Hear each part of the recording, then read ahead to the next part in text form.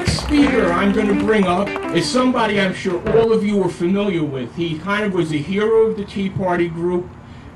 He was really important. He ran for the governor, but he's still a great influence to all of us. He's a great inspiration. He's the Pennsylvania leader of AFP, and that's Americans for Prosperity, not Obama's AFP, which is a parade of fools, you know, or Fool's Parade, rather. So, Sam, you're out in the audience somewhere, and then after Sam, we have Joel Miller from Sharon Angle. They're going to be here to talk to you. Great.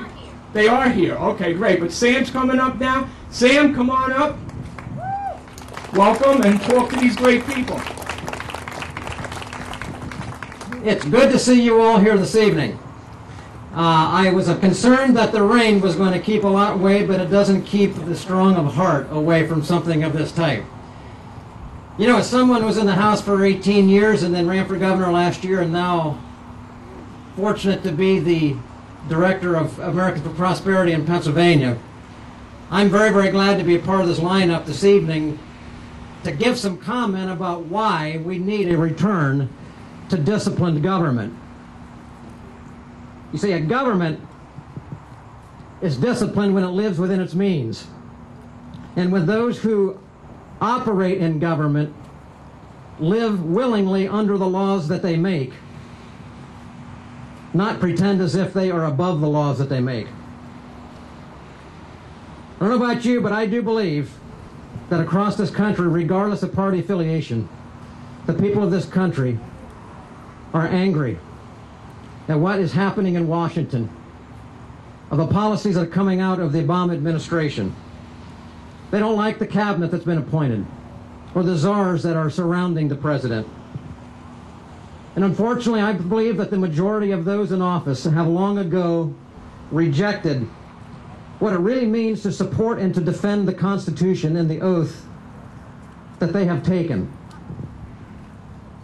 The Declaration of Independence makes it very clear. The Constitution assures it.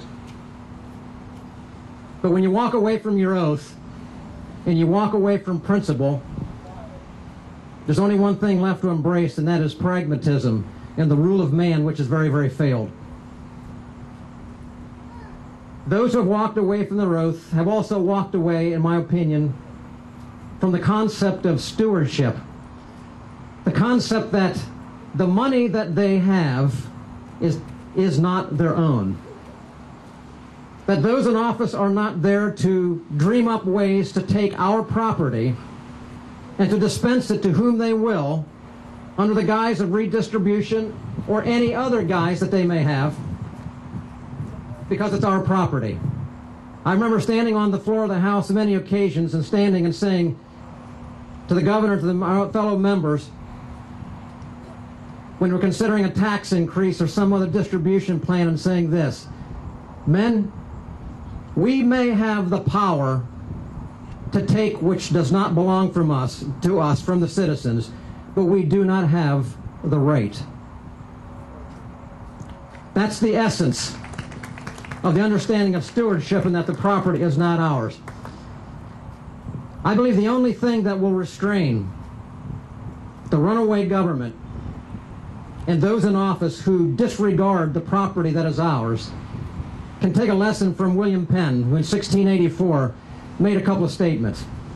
He said this: "Let men be virtuous, and the government will not become tyrannical and oppressive.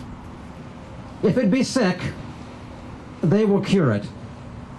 But if men be arrogant and selfish, even though they have the very best form of government, they will aggressively seek to warp and spoil it during their watch."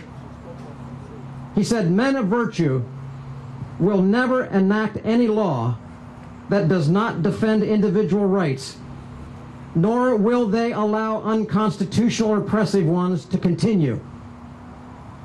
The only thing that will keep true freedom will be men and women of honesty and virtue, not people of foolishness and arrogance. The solution that's before us today is not awaiting some ruling from the Supreme Court of the land. The answer today is not in some piece of magic legislation that's about to be passed or considered. And it's certainly not from some special words that may emanate from the President tonight. This is not where our answers are, and this is not where our needs are. Certainly, folks, we must have a reduction in spending. Certainly, we must have a return to discipline. Certainly, we must have a return to people who understand that they work for the people, not for themselves.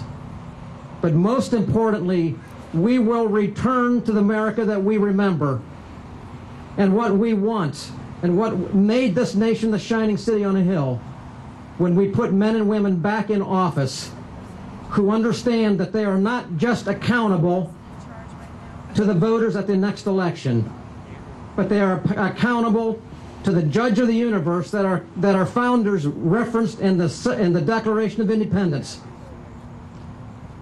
If all those in office believe that they are there to do is serve themselves and to answer to some voter, us, in the next election, they can fool us. So tonight I say, Mr. President, Congress, turn around. Start telling the truth. Start telling the truth about our spending and our debt. Start telling the truth that the policies emanating out of this administration have not made this nation stronger, have not made our families more independent, but they've made the people of this nation weaker, destroying the very fiber of what makes America great. Rather than talking about spending and new programs on which the American people become dependent, let's talk about ways that we can make the American people independent and less dependent upon government. My friends, this, I believe, is the challenge. So, Mr. President and Congress, start telling the truth. Also, I would like them to admit that the policies that have been put in place have not made us stronger. They've made us weaker. That the policies they put in place have abridged the rights of our states, violating the 10th Amendment and others, and have taken from our states and the people that which is not theirs to take. And lastly, I would like them to commit to honoring their oath. Commit to understanding that we are in a constitutional republic, not a democracy, that freedom can only be maintained when those in office understand that they're there with responsibility and duty to the Constitution and the Declaration of Independence, which sets us apart from all nations in the world. And I would tell Mr. President, those in Congress, you better change your ways very quickly. Turn around and change your positions, or the American people of this great land will change who's in your position. God bless you. Thank you very much, Sam, for those words. Sam is a great speaker. I always love hearing him speak.